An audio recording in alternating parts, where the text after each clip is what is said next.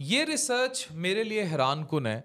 ये कहती है कि मुसलमानों का तवाफ़, काबे का तवाफ़ और नमाज़ें वक्त पर कायम करना किस तरह सुपर कंडक्टर का काम करके साइंटिफिकली ज़मीन को बरकरार रखे है। अब ये हैरानकुन है। ये देखिए, Lawrence E Joseph New Mexico की एरोस्पेस जो है उसके कंसल्टिंग कॉरपोरेशन के बोर्ड के चेयरमैन हैं।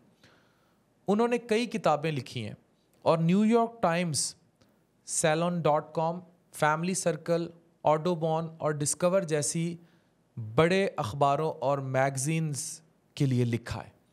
प्रोफेसर लॉरेंस ई जोसेफ ने लिखा कि हम मुसलमानों के बड़े कर्जदार हैं क्योंकि तवाफ़ और नमाजें वक्त पर होने से सुपर कंडक्टर कायम रहता है। अब ये समझने की कोशिश कीजिए।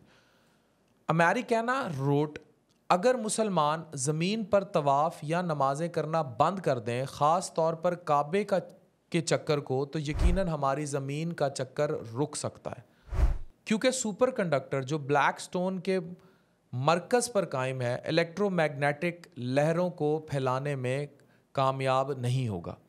15 यूनिवर्सिटीज़ की तहकीकात के नताइज के मुताबिक हजर अस्वद ब्लैक स्टोन एक शहाबी पत्थर है जिसमें बहुत ज़्यादा मेटल मौजूद है जो मौजूदा स्टील के मुकाबले में 23,000 गुना ज़्यादा है। कुछ एस्ट्रोनॉट्स ने ज़मीन से एक बहुत चमकदार रोशनी देखी और तहकीक के बाद ये साबित किया कि ये इमारत की जो रोशनी थी, ये सारी जो निकल रही थी, ये काबा से निकल रही थी। सुपर कंडक्टर हजर अस्वद है जो एक माइक्रोफोन की तरह काम करता है और ब्रॉडकास्ट निकल रहा होता है और इसकी ब्रॉडकास्ट रेंजेस कई माइल्स तक हैं। ये देखिए, मैंने लॉरेंस ई जोसेफ की रिसर्च आपसे शेयर की है। ये मैं रिसर्च और तहकीकी बात आपके सामने ला रहा हूँ कि किस तरह हजर अस्वद सुपर कंडक्टर का काम कर रहा है और किस तरह तवाफ़ के ज़रिए ज़मीन का बैलेंस कायम है।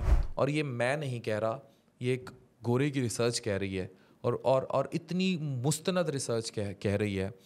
तो हम कब तवाफ़ की असल को समझेंगे? Thank you very much.